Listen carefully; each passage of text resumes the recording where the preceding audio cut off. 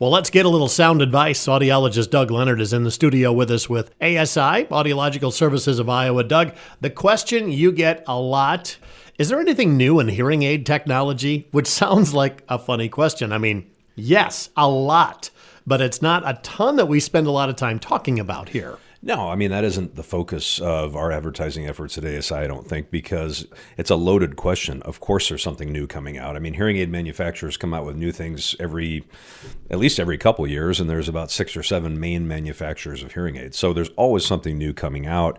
I appreciate that patients are asking that. They're curious. I mean, they might be thinking about themselves. Maybe if their hearing aids are 5, 6, 7 years old, might be thinking about spouses that have a challenging hearing loss or whatever.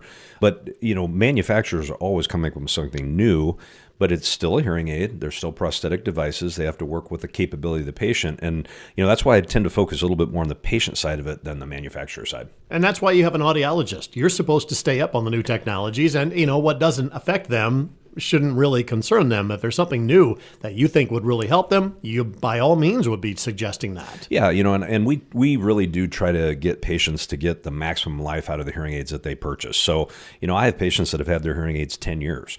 The typical lifespan of a set of hearing aids, this is a national thing, is 5 to 6 years. But if folks are coming in for their checkups, for their maintenance appointments, and for their hearing evaluations, we're going to try to maintain those hearing aids and keep them working as long as they can. Now, with that being said, we're going to talk about this. You had a patient recently with single-sided deafness, and yes, there is things you can do for that. Yeah, and she was actually a hearing aid patient, and her spouse was as well. And he was the one that was asking the question.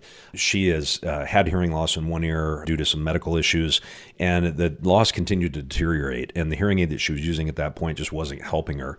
So, we did a diagnostic evaluation on her again because it had been a little bit.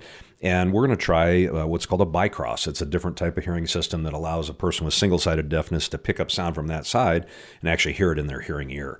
And we might even use some assistive devices with her because for hearing in a noisier environment or challenging environment, it's going to be difficult for her just with hearing aids. So we might try some accessories as well. And we're going to do a demo with her and let her try it all out. So there's a lot of different things that you can do, but that's where you need the professional guidance of Doug Leonard, an audiologist. It's easy for you to find what is right for you because it's all about improving your communication. And remember that hearing aids don't fix what can't be fixed. They just help what you have left. I love the way you said that. That's 100% accurate, John. And that's why a diagnostic eval and having realistic expectations, making sure patients understand what can be done, what can't be done, is the key to doing well. So if folks have questions about any of that, they can give us a call here in Carroll. It's 792-5933. Give them a call. You won't regret it. Audiological Services of Iowa, and get your hearing screening set up today.